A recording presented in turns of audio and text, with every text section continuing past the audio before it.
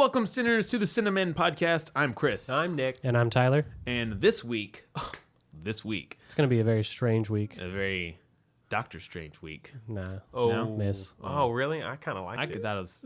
I didn't see it coming until he said it, and I was like, oh, yeah. As soon as he started to talk, I saw it coming. It could be Stranger Things. We'll work on it. Anyway. Sinners, comment on my awesome puns. This week, we, like every couple of months now, are back in the Marvel Cinematic Universe. Yep. Coming at you live. Through Doctor Strange, the Sorcerer Supreme himself. Did you guys know anything about Doctor Strange before going into this movie? No. Well, no. I mean, I remember we used to have like an action figure. I had an action figure. This is the only thing. I had an action figure. It had the cape. It had like weird cheetah print looking gloves. And I Cheetah print gloves? Yeah, like the gloves for some reason I think were like sort of like cheetah print. Well, cheetahs are pretty magic, toy. right? Yeah, they're pretty majestic too, right? So, but I remember and I was just like, I don't know what this is. I think somebody told me it was Doctor Strange. I probably called them a liar. I don't know. I'm pretty sure I was like, nice. He's an X-Men or something. Look at him, guys. He's clearly, look at him. I wasn't even excited about this movie when it was announced. Only up until The casting. The cast, yeah. Well, once the trailer started coming out, and I Sure. inherently like magic. Like I've said many times, and I know Chris has as well, that our favorite movie is The Prestige, which is a movie all about magic. Yeah, I just like magic a lot. I liked seeing the effects in the trailers because I knew I was in for a very like Inception style. I only watched the first trailer, like the first teaser trailer we got, probably, like a minute and a half long or something like that. And after that, I was like, okay, I know I want to see it, but I already don't know much about this guy. I don't want to know what the rest of this is about. So I went into it fairly blind. So, sinners, if this movie doesn't hold up to the source material, we're not going to know. So we let us are know, a little or uninformed. complain about it. We probably won't see it anyway. Drop a comment if we make a mistake, or if you just want to feel like helping us out. if you feel like showing us up. So Did you guys like the movie? Yes. I did. It was a trip. It was. I thought it was like on Inception on steroids. It was like watching this movie through a kaleidoscope. You definitely got a lot of the special Kaleidoscope effects. is like the best word for it. Yeah. I feel like seen if we it get thrown if we around. get any complaints, it's going to be mostly, oh, it was too special effects heavy, and See, my complaints really lie outside of all that, but we'll get into it. I don't really have any complaints. I mean, maybe some dialogue, maybe here I and feel there. like since I don't know enough about the character, I don't know what, I can't, like if Iron Man changed his suit color, I'd be like, oh, that's a complaint. Obviously, everyone knows, but I don't know anything about this guy, so I don't. Yeah, I don't have can't anything say on the that there's surface to anything complain about. as far as that goes. But pretty on a minor note, one, the villain. I mean, come on, the Marvel villain formula there is once again at work, and it just said its supporting characters just didn't get enough time to shine. I liked Baron Mordo. I liked Rachel McAdams, but both of them were kind of underutilized. Baron Mordo was especially underutilized. Yeah, right. Spoilers. I do believe in the course, comics yeah. he's a bad guy.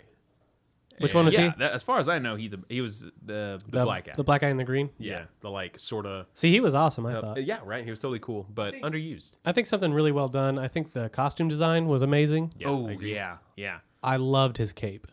Like, I love the fact that his cape had personality. Like, it was almost another character. It's a good way to put it. I didn't know that it possessed any sort of, let's say, personality or anything. I just thought it was a cape that it hung up on a knob on a Yeah, a wall it was just a cape. somewhere. Yeah, it's just a cape. No, but it definitely had its own, like, personality. And it's, I think, the sign of good filmmaking where an inanimate object, obviously it moved, but It kind of like stole some scenes. Like Yeah. it did some cool things. it's very It had some interesting. life to it, which was cool. I love the way it moved and the way it flowed. I It was did just well like done. that. I did.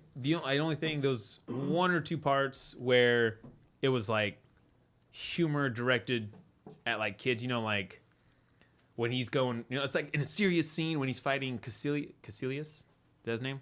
The bad guy, Mads Mikkelsen. The bad dude. I actually never could. The I'm bad not guy, sure. Mads Mikkelsen. He's fighting him in the New York Sanctum, right? And Benedict Cumberbatch goes for like an axe or something on the wall, but the cape's like stopping him. It's almost like Sonic the Hedgehogging on the ground, like his feet are going. It's just humor that like takes when away he was from, trying to run and the cape was stopping him? like takes away from the action. And I'm like, no, you were going so good with the momentum, and I hate to see it stop. But again, it's a Marvel / Disney movie. I can't hate that, but it's something where I'm like, I'm an action hound, and I want. See, I didn't mind that at all. That's just another way to me the cape has personality, you know. Yeah, and I got to attribute it to that. So, like I said, I can't fully hate it. I just, like once momentum gets stopped like that, it kind of throws me off some. What is the main lady's name? The bald, The ancient one. yeah, the ancient one. Tilda Swinton. Tilda Swinton. She's awesome. pretty awesome in this movie, I think. She's good in everything, man. Yeah, We talked about her in Constantine. Yeah. Was she the one in Stranger Than Fiction, the narrator? No, that's Emma Thompson. another. Sure. They look very similar. I think so. She's the And they both have a similar She's the White accent. Witch in Chronicles of Narnia. Chronicles of Yeah. Narnia. She was in She's in this movie called Let's Talk About Kevin with Ezra Miller. she's in Trainwrecked. She's her boss. She's in Trainwreck. I Yeah. haven't seen Trainwreck. I thought she did a really good job. I like when she knocked his astral projection. astral body out. Yeah, I thought that was really good. That whole astral stuff to me was cool. When when Rachel McAdams is getting the sewing him up and he's on the table, but he's fighting the astral projection of one of the bad guys, henchmen dudes. That to me was cool. So let's talk about this for a second. So Doctor Strange, Stephen Strange, Yes. who is a neurosurgeon. He's some sort of surgeon. He's one of the best in the world. His name was dropped all the way back, which is kind of weird. One of the kind of questions I have is why it was dropped all the way back in Winter Soldier, which is a Phase 2 film. Which so was he's 7 movies ago. Yeah, something this is so this is Marvel's 13th or something, 14th movie, something. So Stephen Strange is a neuroscience, one of the best neurosurgeon, one of the best in the world. Has plaques, has money. He spends it as fast as he gets it, according to the movie. He is very arrogant. And then a car crash kind of takes that all away from him.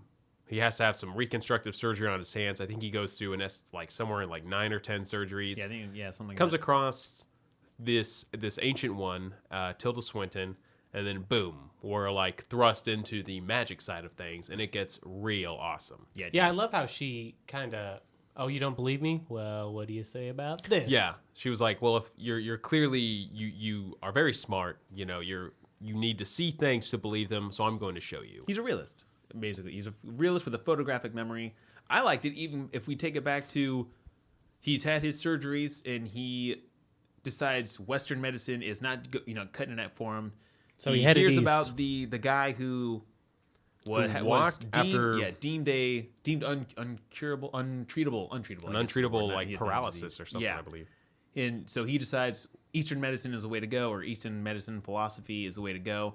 That whole thought process to me is it's progressive to me. It's it's unique. It was realistic. I was really being attuned to all else failed, so he goes and tries. He's up for the option of trying something new, and then gets thrown into something even crazier.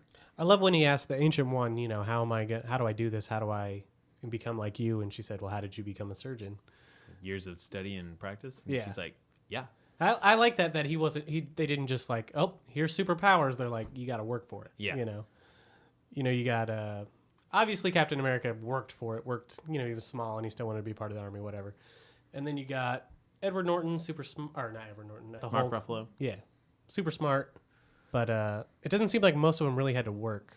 You see him trying and failing consistently, even though you get to pounding see these books putting all these books down, and he's getting frustrated, and he's for someone who had it handed, I guess, so easily, and then to see him that he's having to struggle, I like that. That's real to me, How many times you watch your friends do something like that, and when you try it, and it takes you forever. That's real to me. There were so many cool aspects to the magic, the mirror dimension, the way that he conjured the spells. Whenever he did the time manipulation, how he kind of simulated pulling up the amulet into a gauntlet and then sort of working it like a cog or clockwork. Thought that was really awesome. The way that they conjured the circle, square inside of The way they manipulated the I get what you're saying, the orange where he would move his arms, the line, and then the circles. It was 3D and it had a shape to it. It wasn't just 2D. The camera pans to the side and it's almost layered. Yeah. Instead of you're just looking at a flat line and it's just it looks like a blank slate. The reality manipulations were next level. Inception was a good word. Kaleidoscope is another one. because it definitely feels like it when even in the trailer, he like seems to take the frame and just spin it. Oh yeah. And created this really cool, like, kind of a tunnel vision thing. And not even to like throw it back to Christopher Nolan, but also in Interstellar, played with the 4D kind of reality manipulation that they do in this, but it does it so well in Doctor Strange. And it's one of those things you got to think about when they're filming this. Okay, the director's like, I'm sure you're just surrounded by green screen. He's like, hey, all right, so you're gonna take this and you're gonna act like you are turning this world, and it's just gonna, and be like, okay, I'll do that. And then when you see it, I'm sure like they're seeing this for the first time, they got to be like, oh my god, like I'm sure there was tons of tests, to try to figure out like how they need to move their arms to get it to look a certain way in post. Very impressive, and I hate when people discount movies because of the heavy CGI and stuff, because that's not easy. It's the same as like when people like make hours, like people that make music inherently on the computer. People discount it like somehow it's not still music, but it's still a skill, and it's still very beautiful, and it's very well done in this movie. It's a result of time and energy and countless hours. I mean, more hours thousands of hours. I'd say isn't it the longest part? Like filming's only 6 months or something. Filming takes a couple months, and when you still have 9 months before the release, you're doing post-production maybe up until 8 months. And it's the thankless work. It's the long hours that you put in. It's like sitting in front of a computer screen. It's rewatching that stuff over and over and over and trying to stay just as positive, like just to get one minute scene. 1 minute of footage and gear. And on top of that, you're trying to make sure the story flows. You got to worry about this scene doesn't work. Let's take this out, or maybe it does work, or maybe we should put it here. It's a process, and this movie was very beautiful to watch. Very good. Even the hospital stuff. I'm not a Grey's Anatomy fan, but like watching him do that stuff, put on this, wash his hands, and the surgeries. I was like, man, this is really engaging. Yes. But it's like Grey's Anatomy without all the bullshit drama and all their life BS. That to me was engaging, and then you enter the magic stuff, and I was like, whoa, it took me back, man. My wife, who is not a huge movie fan, she enjoyed it. Did she? If she enjoys it, I know it probably had to have some value to it. It's very heavily like eye candy. Oh yeah. It's actually doing way better than I had given it maybe some credit for. Like Ant-Man came out and it performed well and it beat expectations, but it didn't blow the roof off of anything like that. Better than Ant-Man for sure. I do too. I didn't want to like, I was trying to tread carefully, but I did enjoy this more than Ant-Man. See, the ones I look forward to in the Marvel universe are the ones you haven't heard as much about. They Guardians keep of the showing Galaxy. me wrong. They keep proving me wrong with that stuff.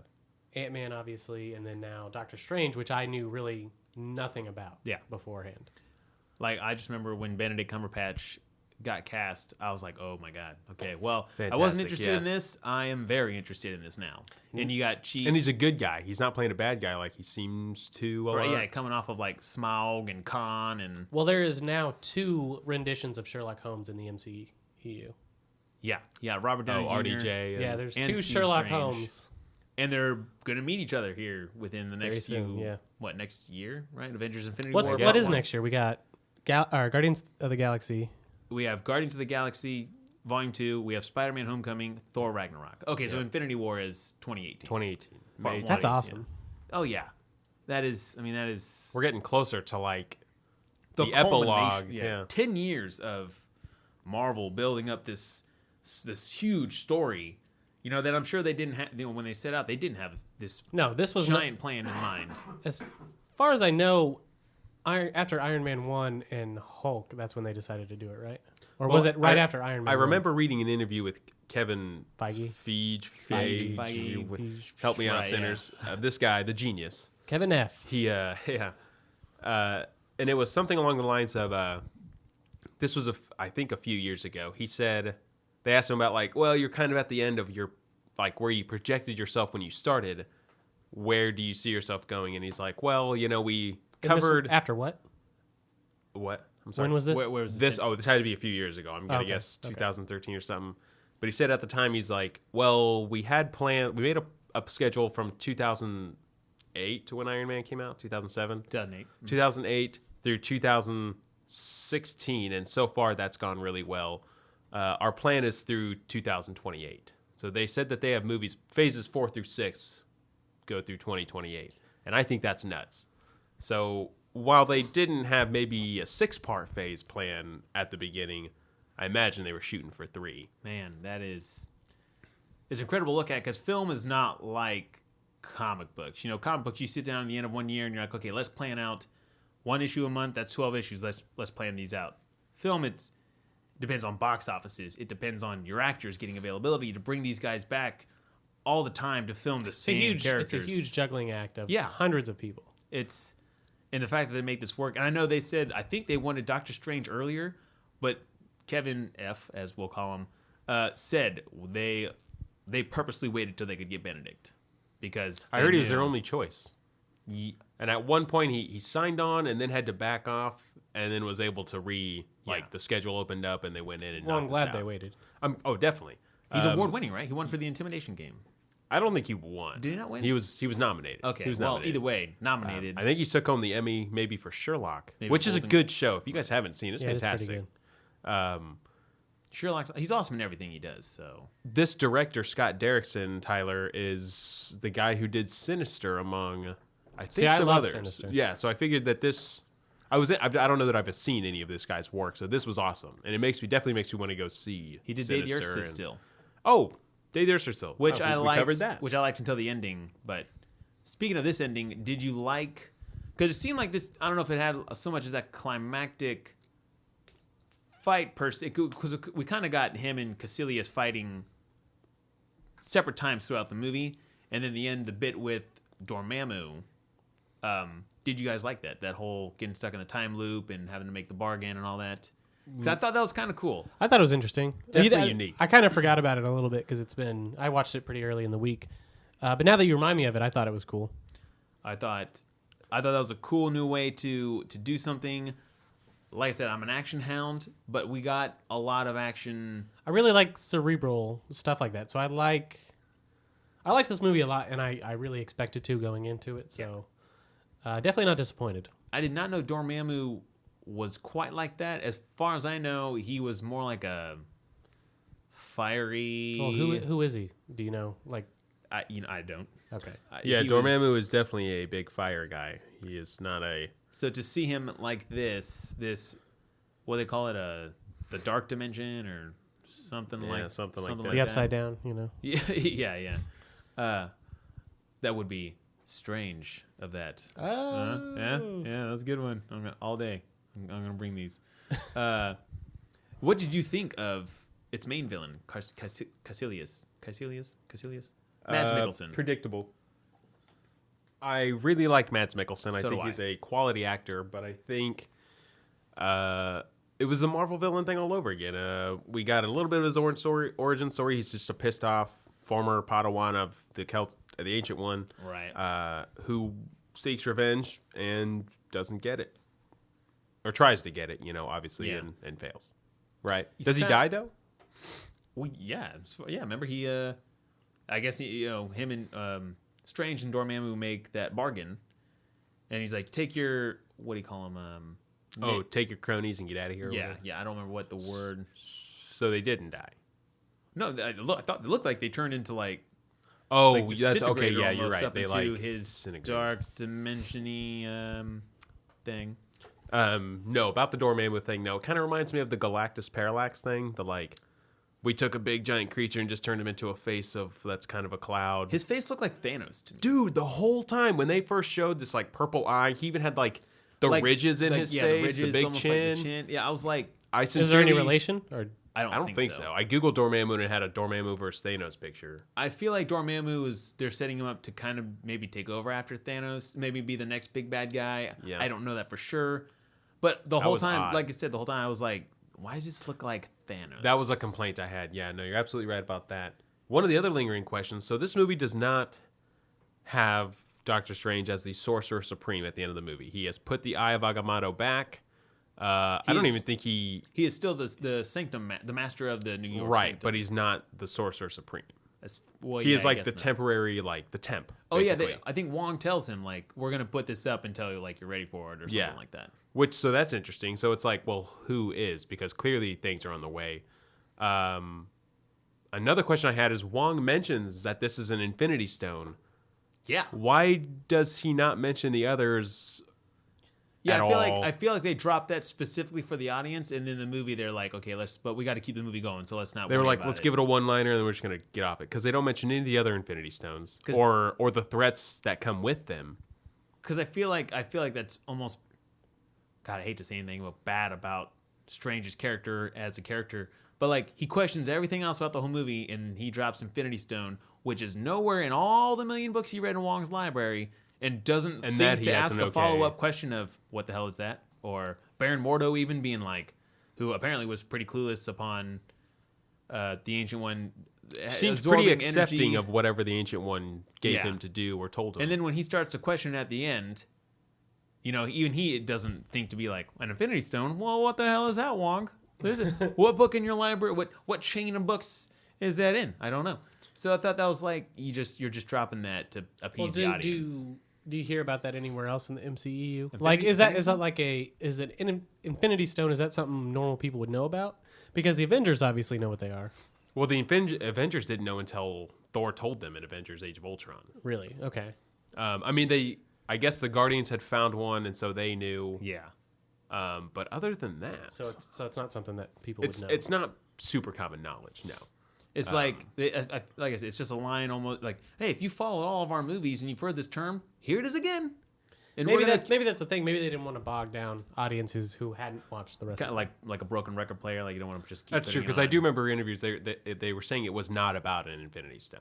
Like, It's so there. it being in it does not make it about it. Yeah. Like, I mean, Guardians was very much about. I mean, it was the MacGuffin. Is that what they call it? The sort of central drive of the story that doesn't really need to Right. play a part. It's just an item that drives the whole. I mean, yeah, like Guardians is the only one we've actually seen Thanos do anything. Yeah.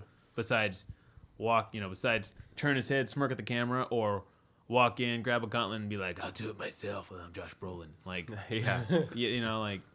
So, I don't know. I guess I'll call that a complaint, but like I said, I can't really knock it. I know what it is. I know what's to come. I'm a diehard Marvel fan, but DC's better. No offense.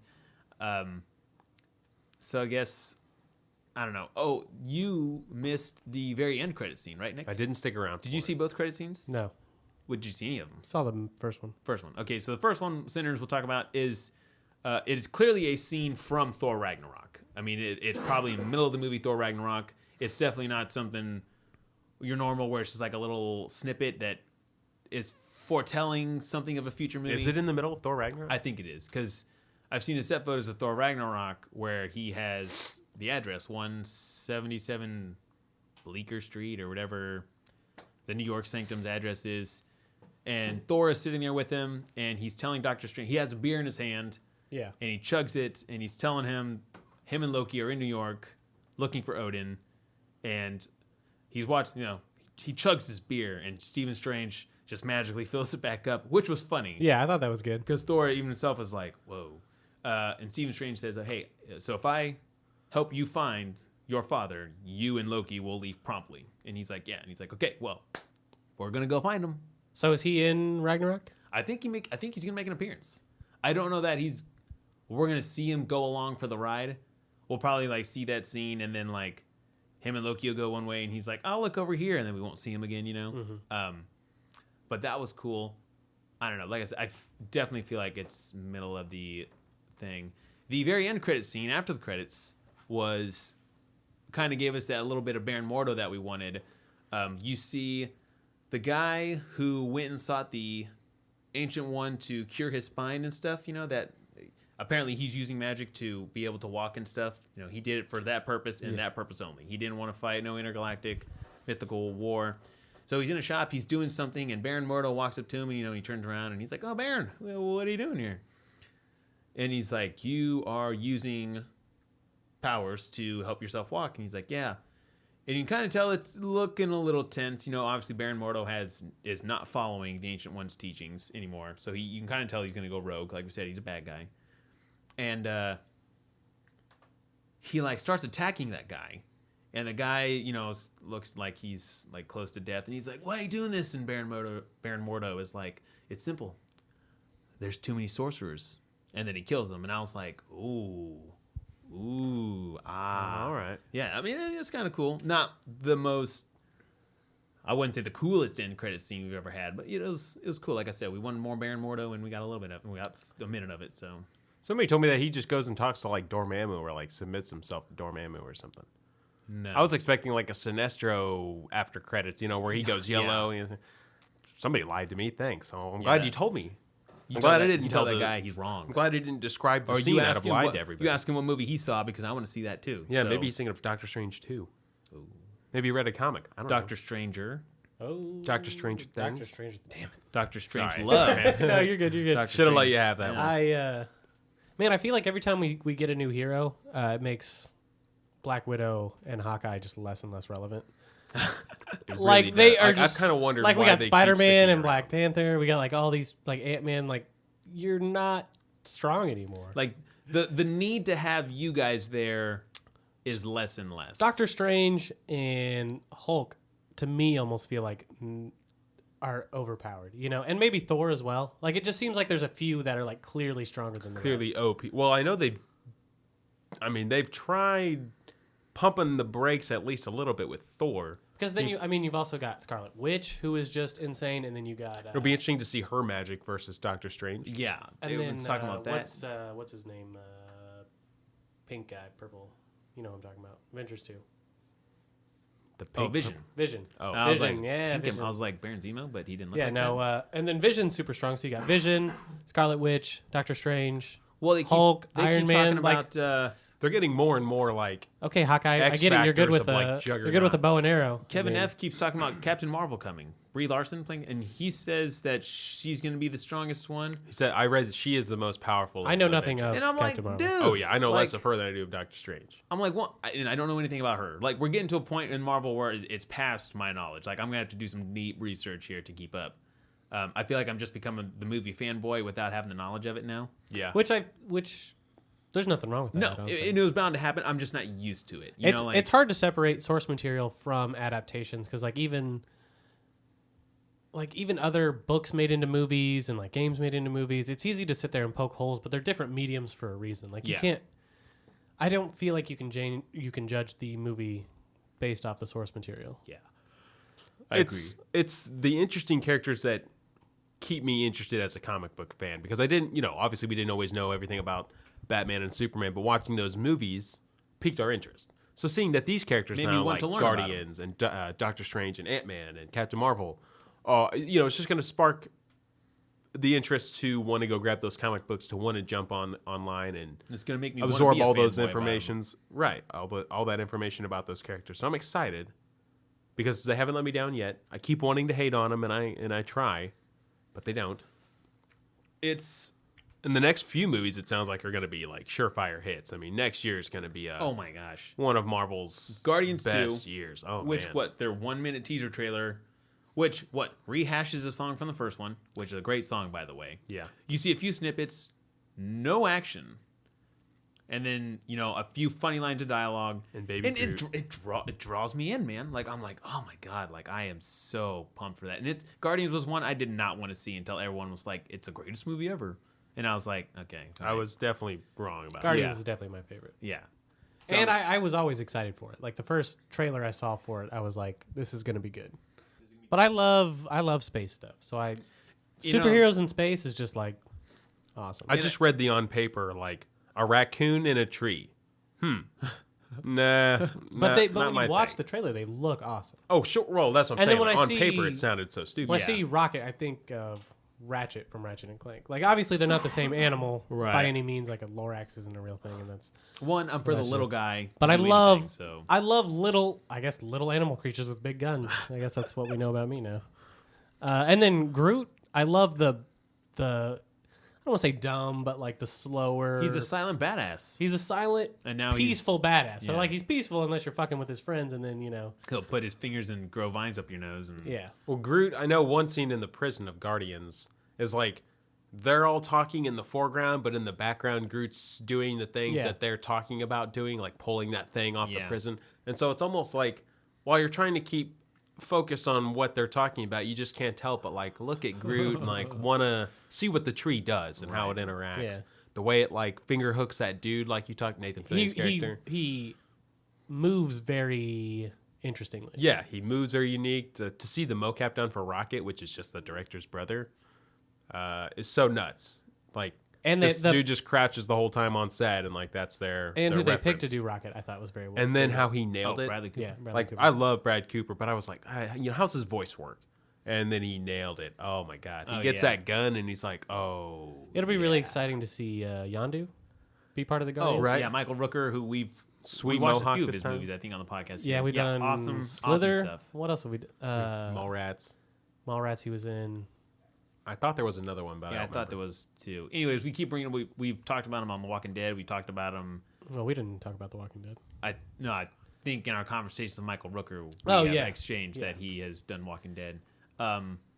Yeah, I mean, it's just Marvel's making these movies, man, and like I don't know if I fell for. They're essentially just printing money at this point. Oh, Like I don't even Yeah, think they yeah. fret anymore about what's going on. They're just like a director walked out. All right, get the list out. Let's see who's interested. Okay, Well, call this guy. it's almost a shame that they have so much money that they just can do whatever they want. But at the same time, it's like maybe they'll just get more relaxed now that they have all this money and take more risks. Like Guardians, I think was definitely a risk, Sure. and we're They knew praising it was it a as risk. being great. Me praising it as being one of the best. Guardians. Out of everything they've done, Guardians is the biggest. And they risk. even take a swing with like Ant-Man, and See, I feel like Ant-Man was a risk too. Ant-Man was a risk, and it wasn't great, but it definitely found an audience, and it's definitely not a bad movie. I think Ant-Man was destined to make the big screen anyways. I feel like Guardians was the bigger risk. I don't know, namesake. You know? Yeah, okay, all right, I can see that there. And it's funny that a lot, and I don't know how many of these directors were their number one choice to take over this movie or whatever, but like Ant-Man was like the only one we can talk about for sure. Edgar Wright was with it forever, backed out. We got this Peyton Reed comes in, he makes $500-600 million off this Ant-Man movie, right? And it's like, man, like, and like that was not your first choice. I can only imagine how some of these would have turned out with first choices. Like, how do you, can you say success would have been better than that? How do you say that? Yeah. Like, how are you able to say this could have been better? Like, Maybe it could wouldn't have made more money, but I think Yeah, it and I'm would have not- been a better film. I'm not pegging specifically Edgar Wright. I'm talking all their movies. You know, I'm sure Jon Favreau wasn't their first choice for Iron Man, and look at that shit. First movie they pump out makes $650 million.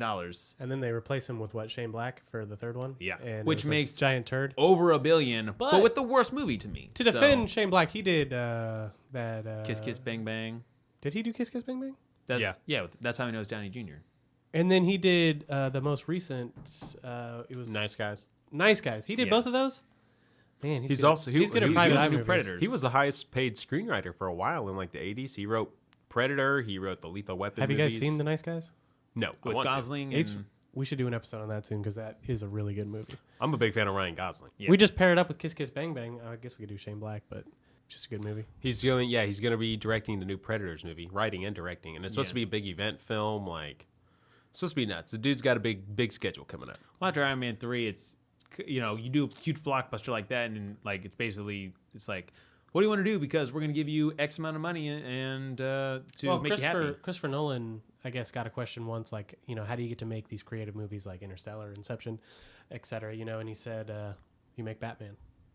Like, that's how you get the Yeah, permission. I mean- you know, you make Batman and you make it into a huge success, and the studio just throws money at you and lets you. He is explore. so locked out. Well, so is Zack Snyder. Warner Brothers and those guys are like uber tight, Yeah. which I like about Warner Brothers. Zack Snyder, did the Dawn of the Dead remake? He did 300. He did Watchmen, and all. You know, they were like, "Oh, hey, what do you want to do?" And he goes, "Hey, I got this movie, an original thing. Kind of, it's called Sucker Punch." We could say it was his worst film. I think most people will agree to that. We could, and can't. I would for Tyler sure. will.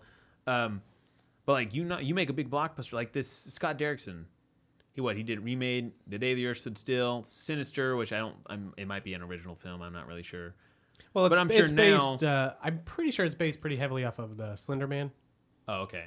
I think. I mean, it's a very similar concept. So if it's not based off of that, So he's gonna make the Doctor Strange is gonna make so much money, and if he wasn't doing number 2, which I'm fairly certain he is, you know, the studio would be like, "Hey, what do you want to make? We're gonna give you whatever money you need." So, and that's so the Hollywood works, man. You make these movies and you do something they want really good, and they're gonna let you do what you want. So, I mean, you can't argue with that. Well, I also think the big brother situation is different for both sides. Like, you're working for Warner Brothers and you're working for Warner Brothers. You're not working for DC Comics and Warner Brothers. You're on the Marvel side of things, you're working for Marvel, who works for Disney. So to do good for Marvel does not mean I don't think that you're going to get whatever you want from your parent company, because you're only going to be able to do a Marvel film or a Disney film. And there are different styles of Disney films, but most of them are, like the kid-friendly, obviously the more kid-friendly, more family-geared. Right. Which is not Scott Derrickson's forte, but Nick Stollers pumped out a Storks movie, and, even though it didn't do well. It didn't do well? I heard it did not do well. I heard it just kind of I heard it was a clunky story. I think my kids said it was only okay. I think it just kind of came out in a weird time. Well, animation's so tricky as it is because it takes way longer than a normal movie, and you have to go through so many different passes. The story changes so much through production because it's not like film where you just film a bunch of stuff and edit it together. It's like hours. Like we were saying with special effects, animation's similar. You just have tons of people working tirelessly on.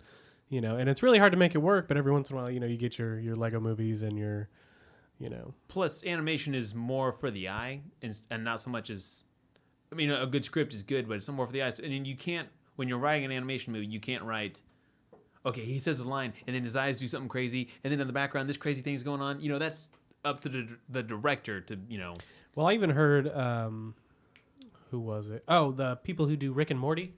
They talk about how they just like sit in a room together and rattle off the episodes or whatever, and then they feel bad because they give it to the animators, and then the animators are the ones with like the tough job who have to like, oh my god, what the hell? Like, how do I? Yeah, and if you've ever seen Rick and Morty, a lot of the concepts are just super zany, and like, how do you animate that is like the big question, Yeah, film in general, animation, and like I've even seen, I think it was on Space Ghost Coast to Coast, which is a wow. terrible show. I don't know. People liked it. I never got into it because I was a kid when it was out, and it was just an animated talk show. But I saw this clip or like meme or something on the internet where like one of the guys said, every time I move my arm, it costs Comedy Central $55 or something. Like because of the extra strain that animation puts on. It's just very expensive, very time consuming. But damn, yields great results sometimes. I saw the animated version of Doctor Strange, or the Tales of Doctor Strange, or whatever it was. It came out, it's probably like 10 years old. Didn't like it. So going into, I don't remember anything about it, but I remember I was like, did you watch it this week, or was no, it no, just no. something? I probably watched it like when Years I was, ago. yeah, probably years ago, probably around the same time it came out. They had others too, like Marvel didn't do a whole bunch, but they had like The Invincible Iron Man, Ultimate Avengers 1 and 2, which were actually good. Yeah. But I did watch the Doctor Strange one, and it was, DC does beat them on the animated front. I will say that. I think DC's animated shows are better too, actually. I think you're really just holding on for DC to be. I can admit. See, I can't pick a live side. action movies are getting crushed. There's no doubt about it. I can't pick a side, but especially when it comes to TV, I think Marvel is killing it, and DC is putting me to sleep. I tried to watch Arrow, couldn't get into it. Flash looks okay, Supergirl looks okay. There's CW shows, which is what but so kind of draws me out. It's Supernatural, just saying. I don't watch Supernatural either. Well, can't Like, be I'm perfect. It's every episode, there's a main overall story, but every episode is slightly something different, and then you got a bunch of nonsense drama. Like if HBO was like, hey, we're gonna make a Flash show, I'd be like, oh my god, like. True, and Netflix isn't, or Netflix even. Netflix did it right. Well, Marvel is the one on the Netflix front. DC needs Jessica to get some dudes in Jones, there to. Jessica Jones, Luke pump that Cage, out. both very good. I haven't watched Daredevil yet, but I'm definitely planning on it. See, I've only seen season 1 of Daredevil, and I was like, oh my god, this is. You can cuss, you can show blood, the action, and it's not that big of a budget. But we talked earlier on some episodes how a bigger budget doesn't necessarily make it better. So with the lower budget, they were able to do so much that these blockbuster movies can't. Well, I think big budget movies and TV shows are one of the only true applications of the phrase "mo money, mo problems," because in my limited experience of life, the more money I have, the less problems I have. But when it comes to making a movie, I think the bigger your budget is, it's just the more moving parts you got to worry about, Right. And the more things that can go wrong and get lost in translation, like that telephone game you played in school where someone whispers something to your ear and, you whisper it around, and then when it gets to the end, it's different. Completely different. So and we work for a big company, and there's very much so instances of that in our job as well. Like the bigger a production or a company gets, the harder it is to synergize and make something good. So There's always like, where does that money go? Like, yeah, you get this huge budget, but how much goes Yeah. here? How much goes there? So do you want to salaries, get things better like that. actresses and actors, or do you want to make the set better? Do you want to get a better producer? Where does the money go? It's just more decisions. Right. I don't know what the budget was on Doctor Strange. If I had a ballpark, I'm going to say 150, 160 million. Oh, yeah. I'm sure. But to put it into perspective, I mean, I think we've talked about it before. I heard Avengers Infinity War for 1 and 2, the production costs, and I'm assuming it includes marketing, but I heard it's going to be over $1 billion between the two. That's insane. I heard RDJ is supposed to get 80 million of that. 80 million of that. 80 million for 2 Who movies. needs $80 million? I also heard Daniel Craig was offered 150 million for like Two or three more Bond two films. Bond, two Bond films. So that's 75 apiece. That's Now I don't know if that's legit. That was sourced. I don't remember if I didn't do any follow up to see if that was legit. I think he turned it down either way. And it's- But I mean, to think that that's a bigger budget than that's like 3 Kevin Smith films. You know, it's 80 million. These movies don't even And that's have... a dude's salary. This is for Bond and those Marvel movies. They don't even... Well, okay, Avengers Infinity War is a little farther along. But at the time, no writers. You haven't even seen what this will do in the box office. They might pump this thing out, which sounds amazing on paper. Word of mouth. That sounds amazing. But they might pump this out and all of us be like, that sucked. You know, that was like... That was It's- worse. And you have guaranteed this directing it? actor $80 million. Who's directing them? It's the Russo the brothers. Russo. the I gotta be Jody. good. Oh, yeah, it'll yeah, yeah. definitely be good, For but- sure. And I'm going to see it no And matter even what. if this one doesn't like make as much money as the rest of them, then it's still, it's, I don't know, maybe it, even if it loses money, I mean, to put a good ending on a already thriving franchise, maybe it's worth the loss. Because in the long run, you're still selling. How many movies do they have now? Marvel? Yeah. Like 13, 14. 14, 15, between 13 and 15. Yeah, something so like not that. only are you pulling in money from the new box office and then, you know, all your other DVDs, but plus they're going to, you know, remaster and re-release these things to death. These things are going to make billions of dollars. You know how many Still. box sets, different box sets are going to be? Phase 1, Phase 2, Phase 3, the whole thing. First 2 phases, the last 2 And I phases, am- first and Yeah. third. I'm very easy to trick like that. Like I own one of the Purge movies, but I saw a 3-pack of, you know, the first 3 Yeah. Purges, and like I want it. And then obviously they're going to make more, so it's going to get to like 7, and I'm going to have to buy the full set, and then I'm just going to have these 3 movies, and it's stressful. It's I already money, have a copy of Hot Fuzz, but I also have the trilogy all in one. Because Blu-ray they'll pack. come out with Doctor Strange on DVD, Doctor Strange DVD digital copy. Oh, did you get the Blu-ray? Oh, did you get the 3D Blu-ray DVD and digital copy with the bonus disc of 5 hours of bonus material? Yeah, you know, I have a- it's That's money, only man. included in this I think box I have set. like Yeah. a 7-disc Donnie Darko set, and there's only one movie, It's not it's a- worth even that. but it's a Blu-ray DVD. I wouldn't want it on one disc. director's Yeah. cut. It's I like Donnie Darko. I wouldn't steal Donnie Darko. I wouldn't give it for free. Anyway, Sinners, the look on Cinamen Tyler's face. No, you didn't see it, but we did, and it says it all. too bad we didn't have Derek here with us. He'd back me up. Yeah. Cinnamon Derek goes through your DVD problems all the time. Like, by the way, that you were talking about. What Of problem? like getting the like individuals, and then like You the have better to- copy comes out, and then he has to get Those that, metal and then, cases, like, when I see those metal cases and it's for a steel movie I books? already have, yeah, I'm like, it's so I much hate cooler. that too. I'm like, man, these are I awesome. want it, and then I know it's just gonna go on my shelf, and I'm barely ever gonna watch it. And then 10 years down the line, they're like, we're re-releasing this with the Mega Steelbook with this. Made this, out this, of gold See, I don't plated even like casing. to buy. Yeah. I don't like to buy used DVDs. Like, I feel like I run into the problem of it just like being scratched or like messed up beyond See, repair somewhere. I do that all the time. I rarely have that problem. I rarely ever do it, and I will always do it because it's cheaper. Like unless it's like Batman vs Superman. I think I went out and I was like, well, getting whatever is the best copy. $30 Don't care- Blu-ray, Don't care how yeah. much it costs. I'm buying it. Yeah, Like, I have those, and I almost do it just to support my favorite artists. You know, like when Christopher Nolan puts out another movie, I'm gonna buy it. It's just Well, gonna Dunkirk comes out next year. So happen. I know, I can't wait. I think it comes out in right. probably like award season somewhere. You know. I assume Marvel has 3 untitled movies as the last 3 movies that they've announced. No titles to them, but they just have release dates. Gearing up, do you think we could see? Do you think one might be Doctor Strange 2 or Doctor Strange Returns? Well, or- what are the real options? I'd say Guardians 3. A Doctor's 2. You could Doctor have Strange a Black 2. Panther 2. You could have Spider-Man 2. Spider-Man 2. No, is there's probably definitely one. options, but there's also some we know are not going to happen. Iron Man, Captain, Thor. Those guys are probably all run their course. I doubt we see a Hulk. You think? Oh, Ant-Man versus the Wasp. That's coming out, right? Yeah, Ant-Man. that's I already think it has a announced. date, though. I think it has a set date. Okay. Yeah, it is. So for the surprise dates, could be. And especially with the money it's making now, I wouldn't be surprised. Right. Because it did, I mean, Plus, I guess it looks like it's on track to outgrow Ant-Man. But Ant-Man we talked about, does have a set date already. plus, I mean, you got to figure they're going to announce sequels in the chronological order that they come out. Like, they're not going to be like, Black Panther 2's got a release date, even though Doctor Strange is in theaters and Black Panther hasn't started filming, or maybe just started filming. You know what I'm saying? You know, so Well, it's weird how they choose some of that, because didn't Captain America end Phase 2 and then start Phase 3? I think Winter Soldier was one of the last ones that came out before Avengers 2, and then I think Civil War is one of the Winter first. Soldier was beginning of Phase 2. Was it? Yeah, because when Ant-Man. So Captain America ended Phase 1 It's weird. and then started Phase 2. Well, Avengers ended Phase 1. And well, then they had, that doesn't, the Yeah. Avengers don't count. Well, I think in the beginning they were just like getting their stuff figured out. Plus, it's getting harder to place where these movies are taking place in the timeline, because Captain America 2 takes place 2 years after the Avengers, but Thor 2 came out after Captain America 2 and takes place 6 months after the Avengers.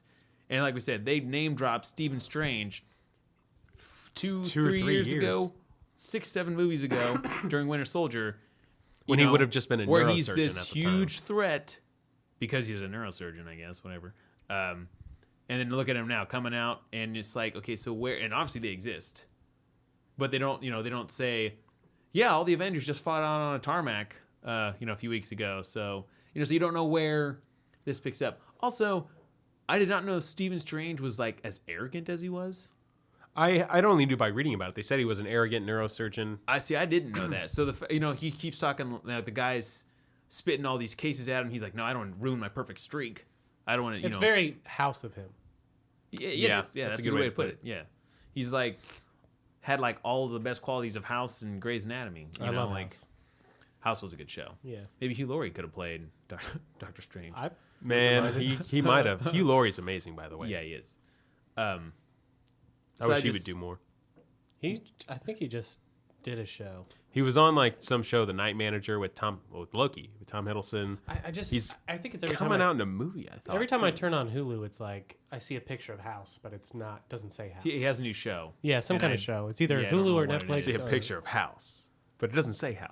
Yeah, it throws me off. It's like, oh, House, yeah, great show. I mean, even in I remember one of the first things I can remember him in is 101 Dalmatians and The Borrowers. he was in The Borrowers. He plays with Ron, the guy who plays Ron's dad in the movies. Sorry, In Harry both Potter. of those movies, Yeah. actually, 101 Dalmatians and Borrowers. And that's what I'm saying. Yeah, he's in both of those. Okay, yeah.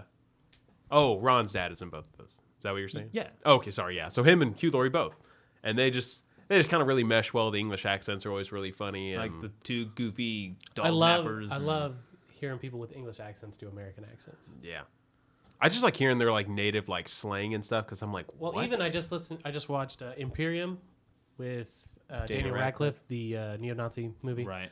and his English accent or his American accent's getting really good. Like if you see horns, it's like you can see him like trying to force his way through it. Like even the guy who plays on Sons of Anarchy, the main guy, the guy that was in Charlie Hunnam? Yes. He has an accent, and you can tell, like, in the earlier seasons of Sons of Anarchy, he's really trying to force his way through it. And then towards the end, he really catches his stride with his American accent. Well, look at Hugh Jackman. Popular for all these American movies. I feel like rarely ever has his accent in a movie. But then when he does, you're almost like, why are you putting on an English accent, man? Like, yeah, why are you some Christian carry Bale an too, right? American accent so much that when they put on their native accent, Yeah. it's like, dude, what are you farting around for? like, hey? Christian Bale, naturally... He Yeah, sings he's English, English. I think. Yeah. So when you see him do it again, it's one of those like, well, you just come on, quit using your fake accent, bro. Just talk American, okay? Just speak, Like, dude, cut it out. It's not Halloween. Yeah. What role you rehearsing? That's now? rude, to make fun of a whole... Yeah, come on, Christian Bale. Poor Christian Bale, I'm we not know even in you're- your line of sight this time, and you're yelling. Like, I don't get why your character has an English accent. That's totally unnecessary, bro. Like if he was John Connor and dropping, talking like those guys in what's that movie we watched on the Justin podcast? Attack the Block. Oh yeah, yeah. John Connor's like, trust, bruv. Like, I'm gonna go kill Terminators, bruv. Like, like This is my block. Get me? Could have heard Doctor Strange's English accent.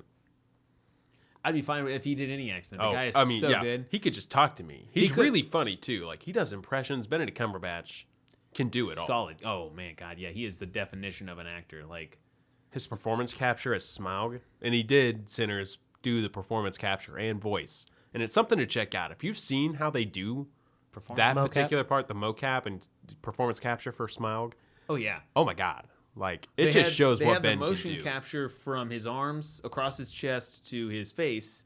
Obviously, he does not have a tail. Otherwise, or wings. He doesn't have those either. Oh, he doesn't. We've- I was unsure if he did or not. I had to check. Like, he's like on the ground, and like the camera's level with him on the ground, but he is into it, man. The cameras that are all set up because he's very expressive too. and he can, like, his voice, like Doctor Strange, he was very like gentlemanly, but then like sometimes he's got like a very deep, very masculine. Perfect choice. Like I said, when they cast him as Doctor Strange, I was like, all right, I don't even care what the rest of this movie is about. It could be him monologuing the whole movie, and I'd watch it. I've said it before. I think he is. I think he's like one of the next DiCaprios, man. I really do. He just turned 40. He's gonna have a good. I'd say when he turns 50, he's gonna have a very like decorated resume. Oh yeah. Well, he does already. And he does. That's what I'm saying. Yeah. So he does already. But throw another 10 years. The next 10 years, assuming that the recent election doesn't, end the world. Big things for Benedict Cumberbatch. Absolutely. Ratings? Out of 10, Doctor Strange. I really like this one, man. I think I'm gonna Yeah. throw it like an 8.5. Yeah, I might. I'll go 8.5 with you. Awesome. I said not because I don't know the character that much. Besides the villain problem, which, oh my God, and honestly, I feel like, and most of the time I rag hard on the villain problem. I'm feeling I can overlook it on this one a little bit just because the visual aesthetics. Yeah, I had such a good time in this movie that I'm able to overlook some of those. It was something so new Marvel hasn't done yet. Stepping out of their physical action and physical comedy. Well, that's one thing I love about the MCEU is we get so many different types of superheroes. We get your brute strength. We get Right. your now magic, technology. It's very interesting to see those things play together. I mean, obviously we had magic before with Scarlet Witch, and She had like just wuss fun. magic though. Like she barely does anything. I think she's supposed to be stronger than she is in these movies. I think we're seeing her powers grow and her learn to use them. I think she's gonna do some. She better do some big stuff in As long Infinity as you War. don't put anyone else in a ball and throw them right towards a building again, like in Civil War, which I was like, just take them, I don't know, straight up. But instead, you're like, hurl them right at that building. Oh, shit. What was your? Oh, right. score? My rating. I think I will probably give it an 8.5 as well. Ooh, all All right. around. I like it. This is a rare moment for the Cinamen. We Kind of need to like Breathe it take in. this one Take in. bask Everyone, in take this a a little second, bit. everybody. Nobody's bickering about these scores right now. No.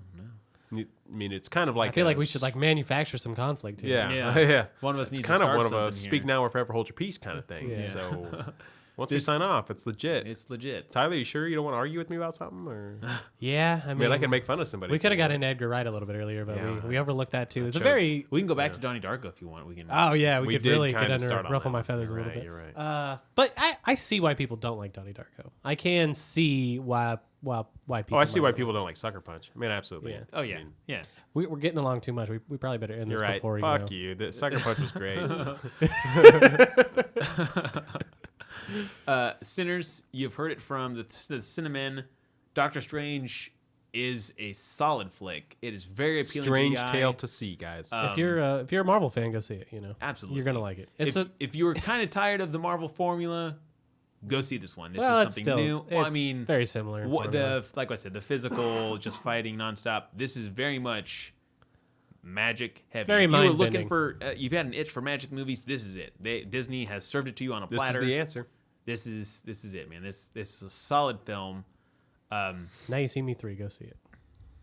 Coming out. They're gonna No, make is it coming third out? one. They are gonna. I haven't it's in seen the the works. second I one didn't yet. see the second one. I I didn't didn't either. really, honestly. I would super like to the do first one.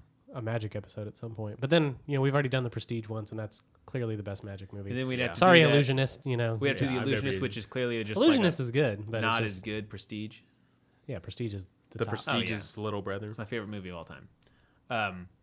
But Sinners, go see this movie. It is worth it. It's not like Marvel needs your movie or your money, but go give it to him anyways because it's a solid film. Take your wife. My wife liked it, and I feel like she doesn't like a lot of movies at all. So There's what also does a that lot tell of you? like Easter eggs that are beyond my knowledge. Right. So help us out, sinners. If you know of any, saw any, noticed any, help us out. Help us out. Go see it. And as always, don't be a dick. Support the podcast. It's okay. I lost my voice for like 2 days. Where'd you find it? Not where it should have been. Yeah, not where I left it.